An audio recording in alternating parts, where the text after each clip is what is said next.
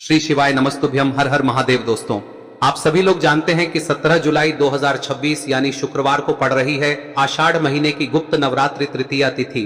और दोस्तों, ये वो तिथि है जो आषाढ़ महीने में पड़ने वाली सबसे बड़ी तिथि है, क्योंकि यह शुक्रवार के दिन पड़ रही है और इसका बहुत ही बड़ा और विशेष महत्व होता है। पूज्य गुरु जी ने कहा है, अगर कभी भी मौका लग जाए और आषाढ़ महीने की तृतीया तिथि शुक्रवार को पड़ जाए तो आप लोगों को 1 दीपक और 11 चावल के दाने वाला उपाय तो अवश्य ही करना चाहिए, और इन दोनों का संयोग बहुत ही कम आता है। और दोस्तों, पूज्य गुरु जी ने अपनी शिव महापुराण की कथा में बताया है, इस दिन आपको 11 चावल दाने वाला उपाय तो अवश्य ही करना चाहिए, क्योंकि ऐसा दिन पूरे साल में सिर्फ एक ही बार आता है। और दोस्तों, आप सभी लोग जानते हो कि शुक्रवार गुप्त नवरात्रि का अगर सबसे बड़ा कोई उपाय है तो वो 11 चावल के दाने वाला उपाय है। तो दोस्तों, इस शुक्रवार के दिन आप लोगों को इस 11 चावल दाने वाले उपाय को जरूर करना है। बहुत सारे लोग होंगे जिन लोगों ने इस उपाय को न किया हो, मतलब पूरा साल निकल गया और उन्होंने किसी भी दिन इस 11 चावल के दाने वाले उपाय को न किया हो, पर दोस्तों आपके पास एक आखिरी मौका बचा हुआ है जो कि 17 जुलाई के दिन है। तो इस दिन आप लोगों को इस वाले उपाय को जरूर कर लेना है। भले ही आपने पूरे साल भर इस उपाय को ना किया हो, पर अगर आपने इस आषाढ़ महीने में पड़ने वाली तृतीया तिथि के दिन अगर इस वाले उपाय को कर लिया तो आपको इस उपाय को करने का वो फल मिलेगा जिसकी आपने कभी कल्पना भी नहीं करी होगी। इसीलिए आप लोग इस वाले उपाय को एक बार जरूर कर लेना, ताकि आप लोगों के हाथ से यह मौका ना जा सके और आपको इस उपाय को करने का फल मिल सके। दोस्तों, यह उपाय पंडित जी ने अपनी अभी की ही शिव महापुराण की कथा में बताया है, जिस उपाय को आज हम आपको बहुत अच्छे से समझाने वाले हैं। इस वीडियो को देखने के बाद इस उपाय को समझने के लिए आपको कोई और वीडियो को देखने की जरूरत नहीं पड़ेगी। तो चलिए दोस्तों, उपाय को शुरू करते हैं। देखिए, यह इस आषाढ़ महीने के शुक्रवार के दिन यह इतना खास होता है, इतना महत्वपूर्ण होता है। देखा गया है कभी कभी बड़े बड़े पूजा पाठ अनुष्ठान से जो मनोकामना पूर्ण नहीं होते, वो इस आषाढ़ महीने के शुक्रवार के दिन एक छोटे से उपाय करने से ही आपकी मनोकामना पूर्ण हो जाती है। और बहुत सारे लोगों ने इस उपाय को किया भी है और उनको इस उपाय को करने का फल भी जरूर मिला है। अगर आप लोग भी इस उपाय को शुक्रवार तृतीया के दिन करना चाहते हैं तो आप इस उपाय को पहले अच्छे से समझ लेना, सुन लेना, उसके बाद करना। आपको इस उपाय का फल जरूर मिलेगा। और इस उपाय को कर लेने से आपके घर में चाहे किसी भी प्रकार की दुख और समस्या क्यों ना चल रही हो, आपको उसका कारण भी नहीं पता है कि भाई यह समस्या किस कारण से चल रही है, उसका कुछ भी कारण हो सकता है, जैसे पितृदोष हो सकता है या किसी भी तरह का मंगल दोष भी हो सकता है। तो इस दिन आप लोगों को यह वाला उपाय कर लेना है। यह एक ऐसा उपाय है जिस उपाय को अगर किसी विशेष दिन पर किया जाए तो भाई उस विशेष दिन का जो है वह तो हमें मिलता ही मिलता है, पर हमने उस दिन पर इस उपाय को किया है तो हमें उससे भी बड़ा फल मिलता है, और फल बहुत जल्दी मिलता है, क्योंकि आप इस उपाय को बहुत ही बड़े और विशेष दिन पर कर रहे हो। तो चलिए अब उपाय के बारे में बात करते हैं, लेकिन उससे पहले आप लोगों को यह जानना आवश्यक है कि आखिर यह उपाय किस समय करना है, किसको करना है और कैसे करना है। तो चलिए हम आगे आपको वीडियो में एक एक करके बता देते हैं, लेकिन उससे पहले अगर आप लोग हमारे चैनल पर नए हैं तो हमारे चैनल को सब्सक्राइब कर लेना और इस वीडियो को लाइक करके कमेंट बॉक्स में श्री शिवाय नमस्तुभ्यम ओम नमः शिवाय जरूर टाइप कर देना। और अपने फायदे के लिए, गरीबी दूर करने के लिए इस वीडियो को पूरा देख कर जाना, तभी आपको लाभ की प्राप्ति होगी। यदि आज आपने वीडियो को बीच बीच में से देखा, काट काट कर देखा, तो आपको जीवन में कभी सफलता हासिल भी नहीं। तो दोस्तों, इस 11 चावल के दाने वाले उपाय को हमें इस शुक्रवार के दिन कैसे करना है, किसको करना है, किस समय करना है और कहां पर करना है, ये सारे सवालों के जवाब आपको इस वीडियो में मिल जाएंगे। और जो ये वीडियो देखेगा भाई, उसको 11 चावल के दाने वाला उपाय जरूर करना चाहिए, क्योंकि इस दिन एक चावल के दाने का भी बहुत ही बड़ा और विशेष महत्व होता है। और जब बात आ जाए 11 चावल के दाने की, तो ये सोने पे सुहागा वाली बात हो जाती है, और ये एक बहुत ही बड़ा उपाय हो जाता है इस शुक्रवार गुप्त नवरात्रि व्रत का। तो अब दोस्तों, इस 11 चावल के दाने वाले उपाय को आखिर करना किसको है, सबसे पहले हम लोग वो बात जान लेते हैं। तो देखो, घर की जो बड़ी माताएं बहनें होती हैं, उन माताओं बहनों में से कोई भी एक बड़ी माता बहन इस वाले उपाय को कर सकती है। और दोस्तों, अगर आप चाहें तो अपने घर में से सभी सदस्यों को भी इसको करवा सकते हैं। अगर किसी व्यक्ति की खुद की कोई मनोकामना है, खुद की कोई दुख और परेशानी है जो कि वो अपने लिए ही करना चाहता है इस वाले उपाय को, तो वह खुद अपने लिए भी कर सकता है। बाकी अगर कोई घर में से ऐसा है जो कि अपने पूरे घर परिवार की सुख और शांति के लिए ये वाला उपाय करना चाहता है, तो भाई वो भी कर सकता है, उसमें भी कोई दिक्कत वाली बात नहीं है। कहने का मतलब यह है कि इस उपाय को हर के सदस्य भी कर सकता है, और पूरे घर परिवार के सदस्य के लिए घर की बड़ी माताओं बहनों में से कोई एक माता बहन भी कर सकती है। माताएं बहनें अगर घर में उपस्थित ना हो या वो ये वाला उपाय ना कर पा रही हो, तो फिर घर का कोई बड़ा सदस्य भी इस 11 चावल के दाने वाले उपाय को कर सकता है, चाहे फिर वो पुरुष ही क्यों ना हो, उसमें कोई भी दिक्कत वाली बात नहीं है। अब दोस्तों, इस 11 चावल के दाने वाले उपाय को हमें करना कहां पर है? हमें इसे शिव जी के मंदिर में जाकर करना है। बहुत सारे लोग प्रश्न करते हैं उपाय को करते समय, क्या हम इस उपाय को घर पर कर सकते हैं? तो इस वाले उपाय को आप घर पर नहीं कर सकते हो। इस वाले उपाय को करने के लिए आपको शिव जी के मंदिर ही जाना पड़ेगा। उसके बाद में दोस्तों जो अगला प्रश्न निकल कर आता है वो ये आता है इस उपाय को लेकर कि आखिर इस उपाय को हमें किस समय करना है? सुबह के समय करना है कि शाम के समय करना है? तो देखो, इस वाले उपाय को आप लोग सुबह के समय भी कर सकते हो और शाम के समय प्रदोष काल में भी कर सकते हो। अब अगर आप पूछो कि भाई सबसे उत्तम समय कौन सा रहेगा इस 11 चावल के दाने वाले उपाय को करने का, तो हम आपसे बस यही कहेंगे कि इस उपाय को आप सुबह के समय करेंगे तो ज्यादा बेहतर होगा। बाकी अगर प्रदोष काल शाम के समय भी करेंगे तो भी अच्छा होगा, उसमें कोई भी दिक्कत वाली बात नहीं है। तो अब दोस्तों जो अगली सबसे बड़ी और महत्वपूर्ण बात आती है वो ये आती है कि सुबह अगर हम उपाय को करेंगे तो हमें कितने बजे से लेकर बजे तक के बीच में करना है, और शाम के समय प्रदोष काल में करेंगे तो हमें कितने बजे से लेकर कितने बजे के बीच में करना है। तो देखो, सुबह जितनी जल्दी हो सके आप उपाय को करने की कोशिश करना। बाकी अगर किसी कारणवश लेट भी हो जाओ, थोड़ी देर भी हो जाए, तो 10 या 11 बजे तक भी आप उपाय कर लेना, पर 12 बजे से ज्यादा देरी ना हो, ठीक है? इस बात का ध्यान रखना। उसके बाद में दोस्तों अगर शाम के समय प्रदोष काल की बात करें, दोष काल का जो समय है होता है वो शाम के 6 बजे से शुरू हो जाता है। मतलब शाम के 6 बजे से लेकर 7 बजे के बीच का जो समय होता है यह समय प्रदोष काल का समय होता है।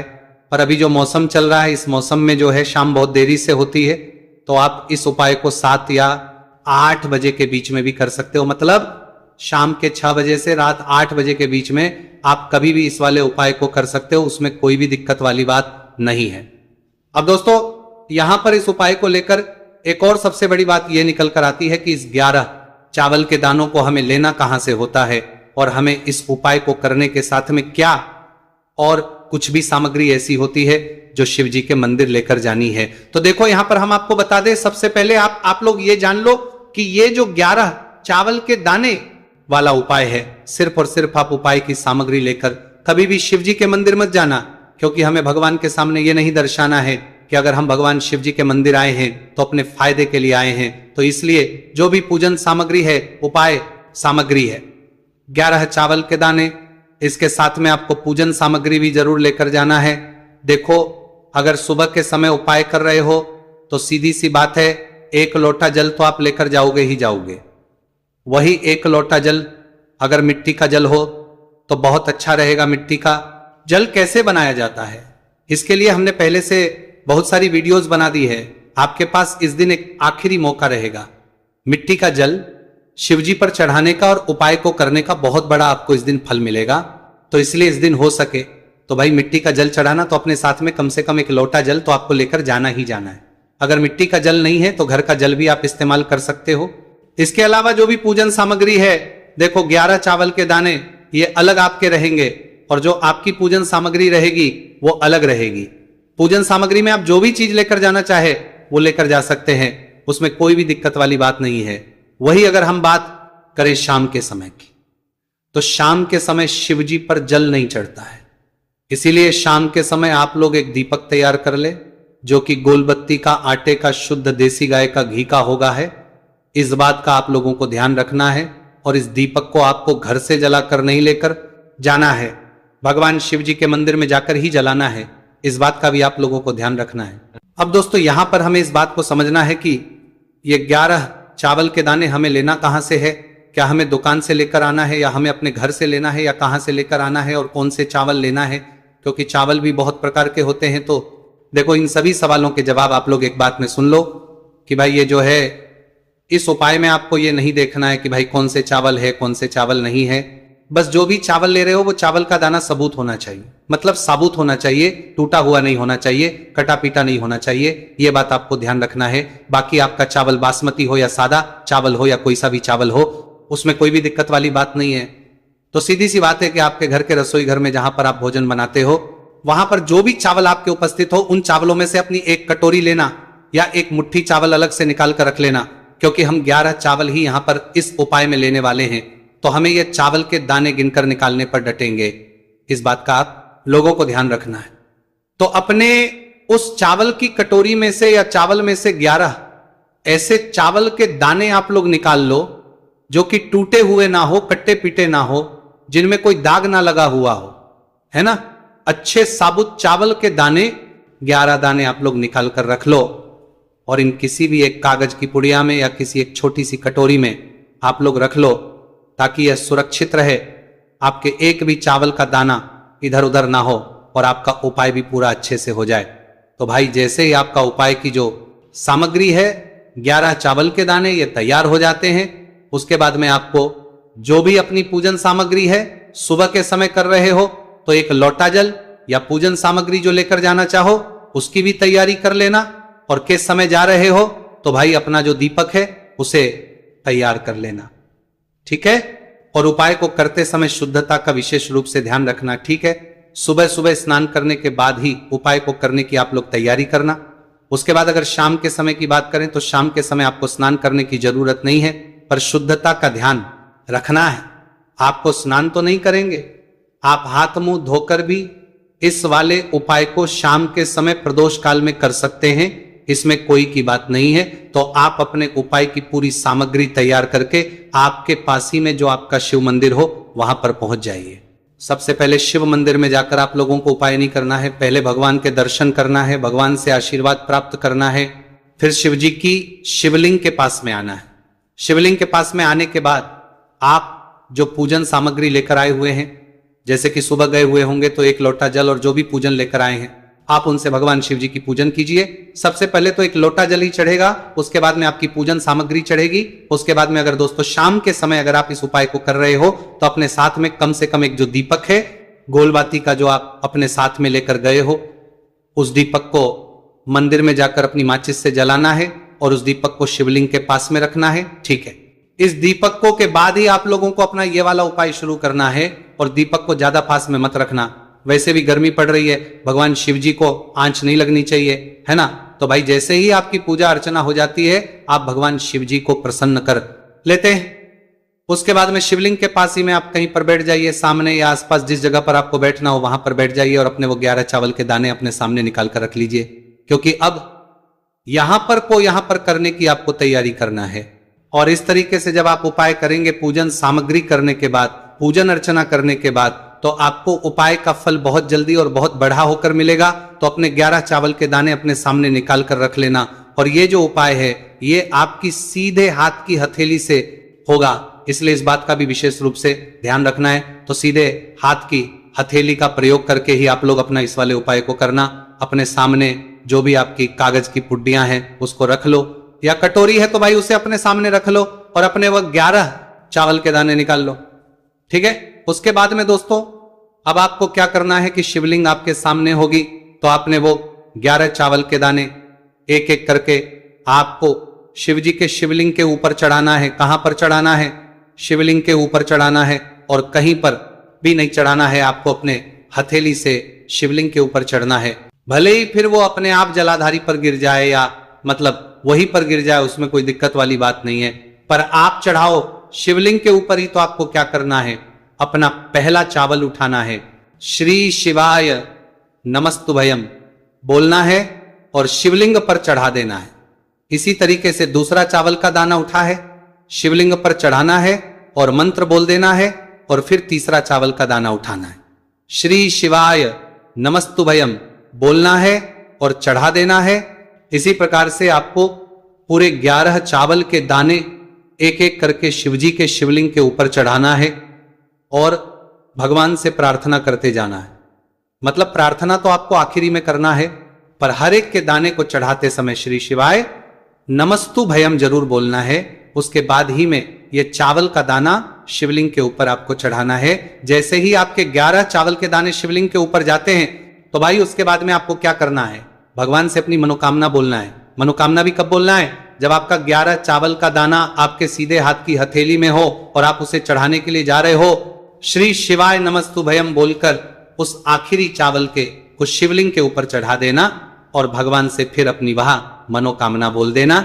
जिस मनोकामना के लिए आप लोग अपना ये वाला उपाय कर रहे हो, जिस भी दुख और परेशानी के लिए आप लोग अपना ये वाला उपाय कर रहे हो, उसके बाद में जैसे ही आप अपनी मनोकामना बोल देते हो, आपका ये वाला उपाय पूरा हो जाता है।